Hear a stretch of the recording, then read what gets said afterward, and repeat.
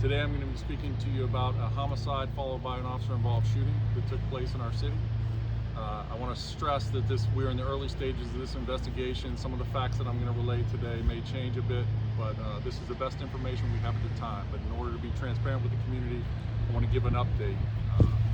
So at 10:39 a.m., officers of the 2nd Precinct responded to a 911 call in the 1100 block of Evergreen Avenue for a report of a shooting inside the residence. Within 3 minutes, officers from the 2nd Precinct arrived on scene, and within minutes after that, based upon the nature of the call, they felt it prudent to breach the door. They breached the door and observed an adult female down inside, suffering from gunshot wounds. She was alive at the time, but was subsequently taken to a local hospital where unfortunately 2 hours later she passed away. While that is happening, officers, the information in that original 911 call was relayed to other officers throughout the city. 4th Precinct officers were given a suspect name and description and a vehicle description. So at 11:09 hours, officers of the 4th Precinct observed a suspect vehicle in the 4200 block of North Avenue. They immediately exited their vehicle and encountered the suspect, and shots were fired by Richmond police. The suspect was taken to a local hospital where he is in critical but stable condition. A firearm, we believe belonging to the suspect, was recovered from the scene. At that point, I can answer a few questions, but those are the facts as we know them at this time. Did the suspect fire any shots towards officers? Did he reveal his weapon? Kind of what led to that? That's part of the investigation. At this point, we're reviewing camera footage from the area, as well as the officers' BWCs, body-worn cameras, which were activated at the time of the shooting. So we may have more information on that as the investigation progresses, but at this time, we're not prepared to say that. Did officers describe how he was acting when they encountered him? It was incredibly quick. So based upon the video that we have seen, it was within a second or two of them exiting the vehicle where both officers discharged their weapons. When officers got to the residence, what made them want to breach the door? The nature of the call, it was very specific about a person being down inside, and out of a concern for anyone's safety, they breached the door with tools, and like I said, I'm thankful they did because they found her and gave her a chance at survival. Unfortunately, she passed away, but she was taken to an emergency room where she received treatment. How many officers fired shots? 1, 2, more than that? 2 officers. 2 officers. They're assigned to the 4th Precinct. One of the officers is an 8-year veteran, the other is a 6-year veteran, and they're currently assigned to the 4th Precinct's focused mission team. Is state police now assisting in the investigation? No, they responded. As you may have seen, there were troopers on scene with us, but they've offered help to us, and at this time I think we have both scenes contained. We've heard reports that this might have been like a wife-husband type of relationship. Are you able to confirm any details of these two being related to each other? That's the information we have at this time. We haven't confirmed identities, but at this time we believe that it is a female in her 50s and a male who is in his early 60s. Chief, so this started on Evergreen Avenue, which is in the south side? Yes. And then it moved up to here on the north side. So how did that connection get made? How did you know that you had the right suspect?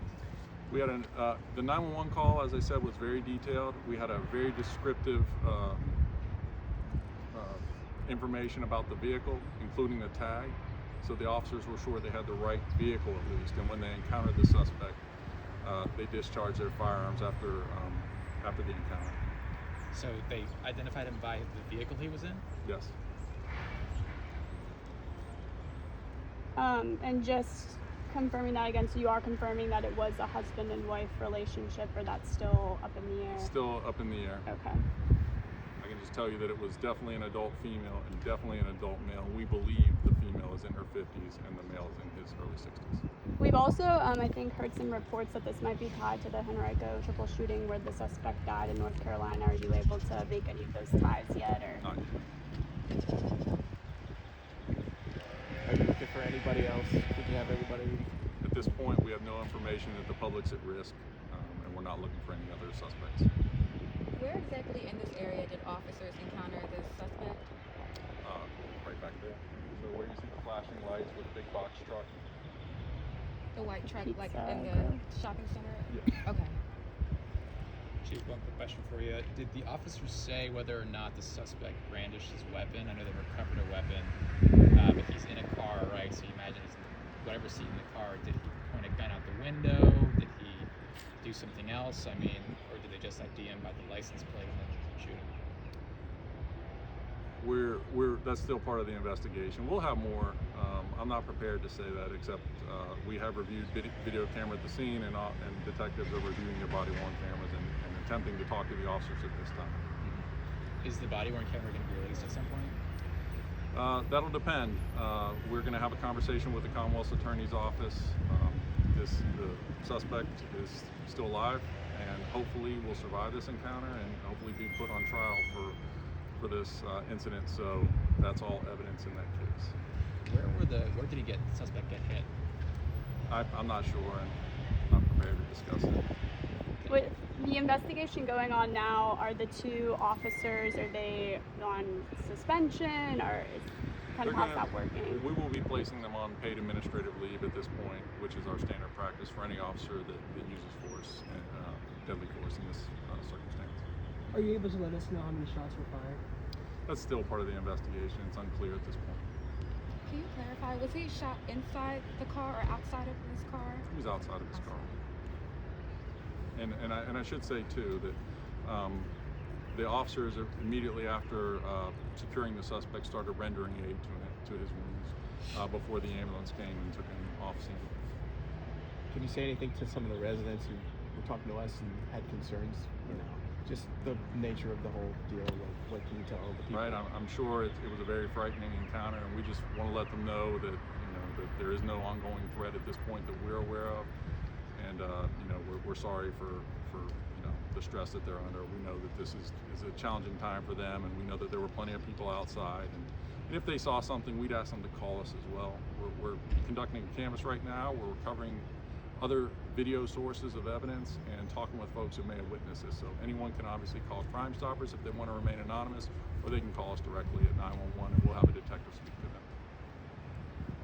We hear a lot about using tech to follow cars around the city or license plates and things like that, and it kind of sounds like you're suggesting that's what went on here.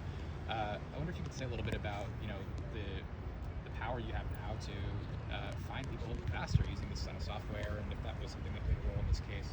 It's unclear if that's the source of this at this point. I'm not prepared to discuss it, except to say that we are utilizing technology every day in our police department in general terms. But it's unclear if it played a role in this investigation.